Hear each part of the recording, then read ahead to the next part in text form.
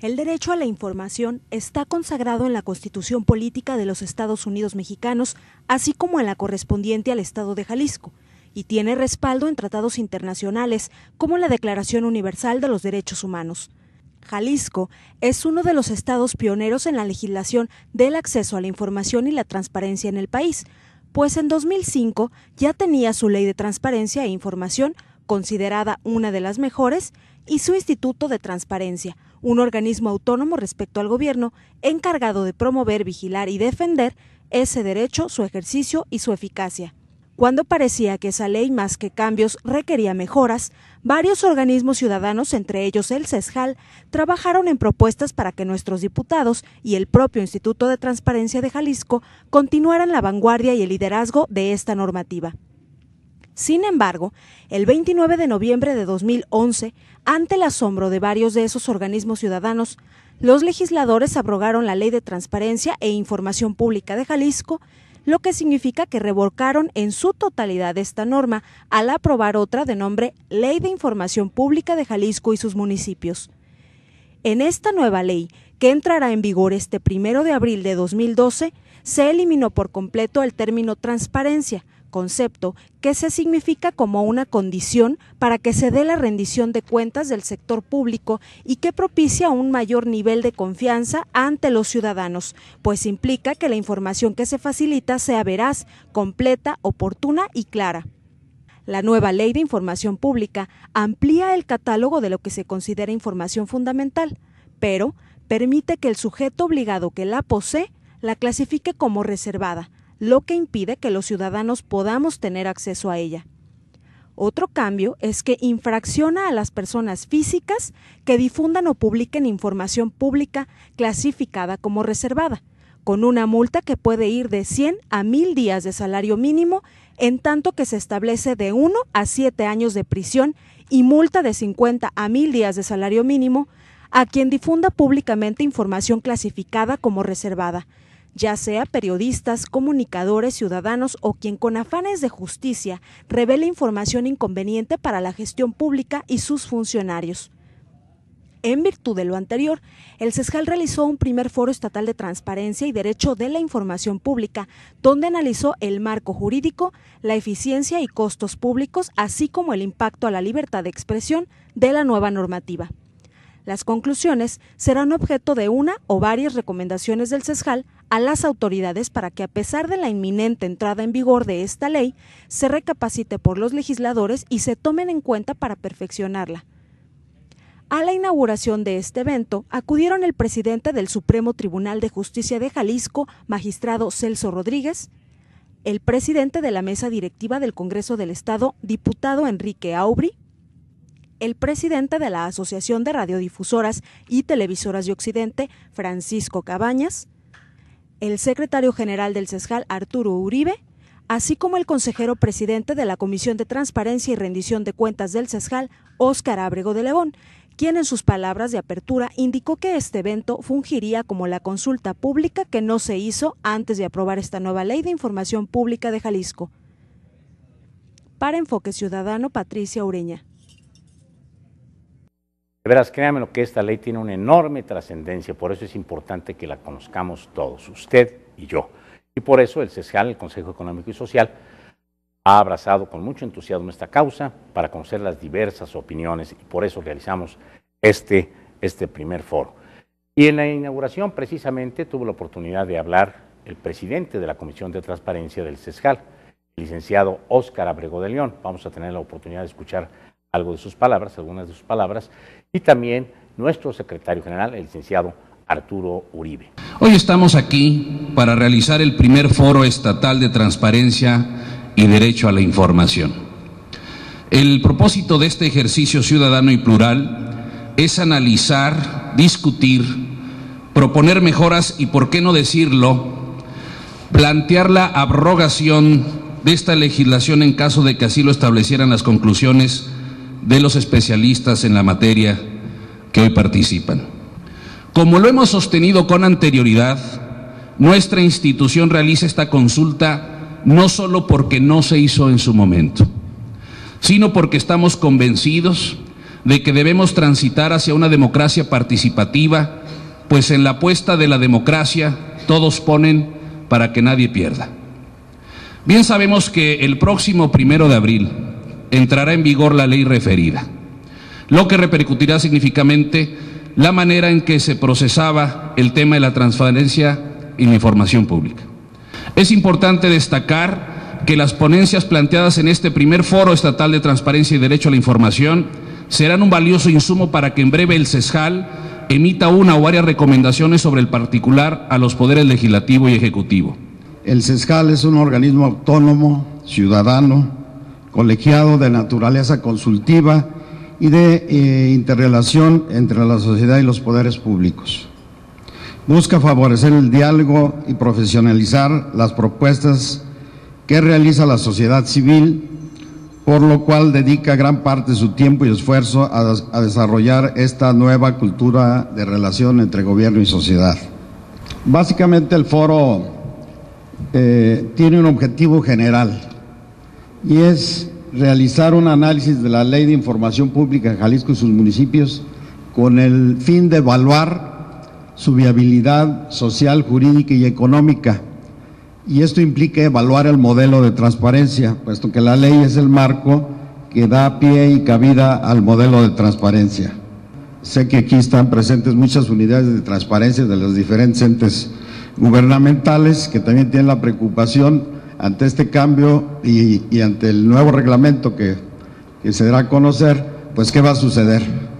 Recordemos que aquí también vamos a ver una parte fundamental de ver cómo en su caso pudiera afectar esta ley los derechos fundamentales de las personas. El foro, bueno, como mencioné anteriormente, tuvo 4 paneles. El primer panel fue un panel destinado al análisis jurídico de la Ley de Información Pública en Jalisco y sus municipios. El moderador de este panel fue el maestro Roberto Orozco, quien es el director de proyectos del CESJAL. Y en él participaron, además del maestro Roberto Orozco, el maestro Javier Pérez Lasca de la Comisión Estatal de los Derechos Humanos y el maestro Óscar Constantino Gutiérrez, quien es asesor del CESJAL en materia de transparencia. En Jalisco, la Ley de Transparencia e Información Pública finalmente se publicó el 22 de enero de 2002 y 4 meses después entró en vigor. Con esto, nuestra entidad se convirtió en la primera del país en contar con una ley en la materia, incluso antes que a nivel federal, que fue publicada a nivel federal el 11 de junio de 2002.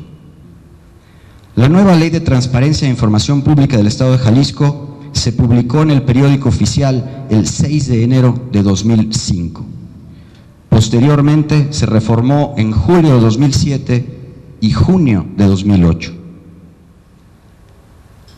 Y lo que todos conocemos en este momento, el evento más reciente, más importante, es que el 8 de diciembre de 2011, el Congreso del Estado, de manera por demás sorpresiva, abrogó la Ley de Transparencia e Información Pública del Estado de Jalisco y aprobó la Ley de Información Pública de Jalisco y sus municipios. En el mes de junio de 2011 entró en vigor una reforma constitucional en materia de derechos humanos. Y es aquí donde quisiera dar la palabra y preguntar al maestro Perlasca respecto de esta reforma que se aprobó, que entró en vigor en junio de 2011. ¿Qué impactos tiene esta reforma al marco jurídico que regula la transparencia y el derecho de acceso a la información? Esta ley y cualquier otra, no solo en esta materia, en cualesquiera que tenga como objeto regular derechos fundamentales para su mejor ejercicio y efectividad, tiene que cumplir ahora necesariamente con el marco internacional de los derechos humanos, ya ahora elevados a rango constitucional, su reconocimiento y aplicación en el artículo 1, que ya estaban en el artículo 133. En consecuencia, quien no tome en cuenta estas situaciones pues necesariamente va a crear un ente jurídico que no va a tener viabilidad y en todo caso pues va a ser sujeto de muchísimos cuestionamientos que a la postre van a terminar en su inefectividad. ¿Le puede platicar al auditorio de Enfoque Ciudadano cuál sería el ámbito en el que la disposición de la nueva Ley de Información Pública en Jalisco de alguna forma pues viola o degrada ese derecho en el ámbito internacional? Bueno, más que violar, yo considero que no, que quedó desfasada antes de entrar en vigor, es decir, no se tomó en cuenta esta reforma constitucional que es anterior a la propia disposición que crea esta nueva ley, que entrará apenas en vigor el 1 de abril.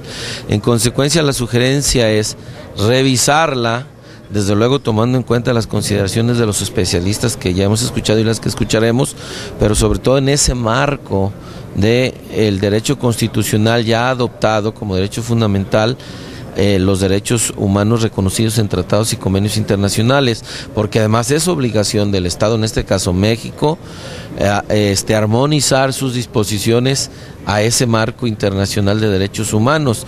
Luego entonces, de suyo, como ya vimos, pues hay muchas disposiciones y simplemente su operatividad va en contra del derecho al acceso a la información pública ya consagrado en diferentes disposiciones de índole internacional y en la propia Constitución General de la República y la particular del Estado de Jalisco.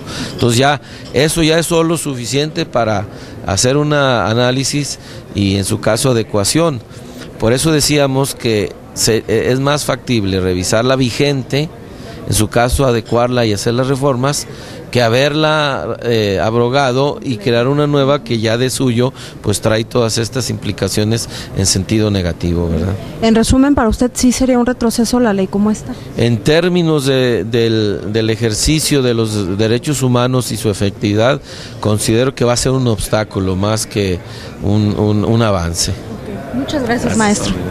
Maestro, bueno, comentaba sobre algunos aspectos de la reglamentación de la nueva Ley de Información Pública que aún no están listos. ¿Qué le puede decir al ciudadano común y sobre todo al auditorio que tiene mucha gente de titular de unidades de transparencia en Jalisco sobre este desfase?